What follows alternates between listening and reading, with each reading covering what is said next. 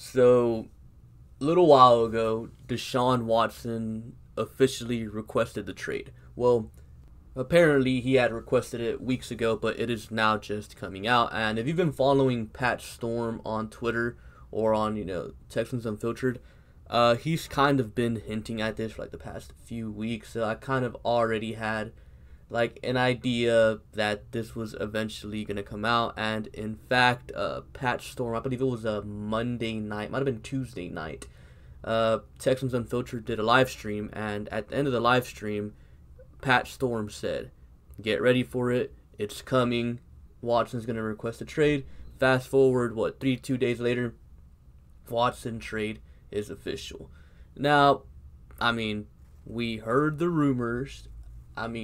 You should not have been blindsided by this. Like, when I seen it, I was like, okay, whatever, it's going to happen. But here's the thing.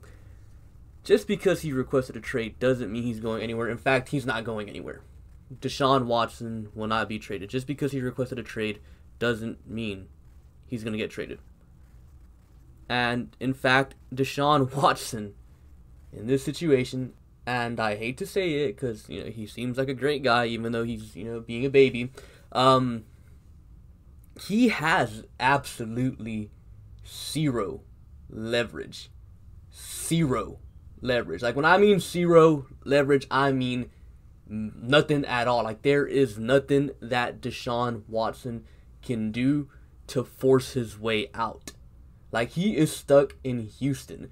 Unless, the Texans want to be nice and grant him his request, which they absolutely should not, that's the only way he gets out. So if the Texans want to be dicks, which they should be, he's going to stay here for the rest of his life. Like, straight up. Or at least 5 more years. Because he signed the contract. Now, I know that might sound harsh, but that is 100% the reality of the situation. Deshaun Watson, if the Texans don't want to, he's not going anywhere. And honestly, he shouldn't be going anywhere. Like Cal McNair, Nick Caserio, Jack Easterby, David Cooley, they should not let Deshaun Watson go anywhere. Like, you are way better off holding him hostage, as messed up as that might sound, than trading him away. Because eventually he'll come around. Straight up. Like, Watson has zero leverage in this situation. He says, oh, I'm going to sit out? Fine, sit out. You lose money because of the CBA. And guess what? That year that you sat out is just another year that you have to play for Houston. Because the way it works in the NFL, if Deshaun Watson were to sit out, then that year that he sat out wouldn't count. So it would still be 5 years remaining on his contract. So he can sit out. But guess what? He's just going to be there collecting dust, getting older, while he's not playing out his contract. Therefore, his contract isn't going to be, I guess, changed because he's not playing that year. So he has to play. He's got 2 options here, and the Texans could make it that simple. You got 2 options. You either play or you sit and collect dusts. Like, the Texans can legit control the whole situation here. Like, when I say Deshaun Watson has zero leverage, I actually mean that. He has absolutely zero leverage. And here's the thing. This guy signed the contract. He already knew what was going down in Houston. When he signed the contract, Bill O'Brien was the GM/head coach. Jack Easterby was already here. Like, he already knew the circumstances when he signed that contract. So, hey, buddy, you gotta play.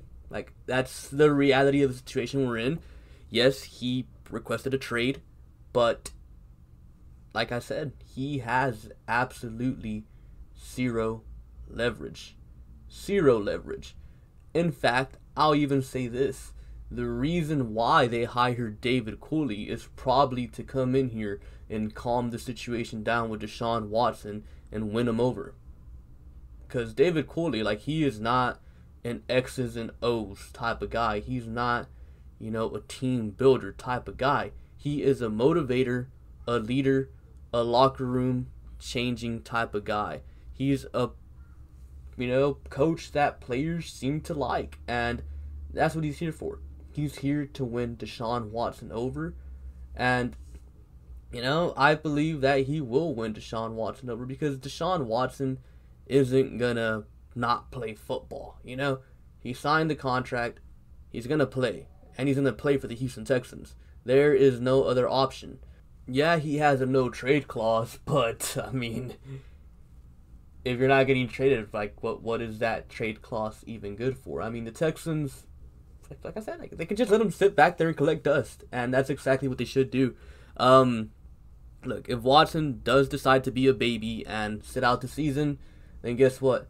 The Texans go 0-16, and they pick a quarterback first overall because guess what? In 2022, they have a first-round pick. So you pick a quarterback, the first pick in the first round, and you still let Watson sit there and collect dust because he's still going to be under contract. You're going to have a rookie under a rookie contract, a rookie quarterback, and see how that works out while Deshaun is just sitting there collecting dust, like straight up. Like there is no situation where Deshaun Watson wins this. Like the only way he wins this is if Nick Caserio decides to be a nice guy and kind of be a slang word for female genitalia and decides to trade him. But I don't see that happening. I don't think Nick Caserio is dumb enough to, he gets his first head coaching or GM job. He gets his first GM job, and then he trades away the franchise quarterback. I do not see that happening. So, I mean, that's the reality of the situation we're in. I know a lot of people out there on Twitter like, no way, Watson has all the leverage. No. In this situation, the Texans have all the leverage because Watson's new contract hasn't even kicked in yet. He has 5 years. He's 5 years. 5 more years of Deshaun Watson. He's under contract, guys. Like, he signed it, and if he doesn't want to play, then fine. Don't play. You're still going to have 5 years in your contract. He could sit out 5 years, and he decides to come back 5 years later. Guess what? You still have to play for the Houston Texans for 5 years. It's a situation where, he can't win. And the reality of the situation is,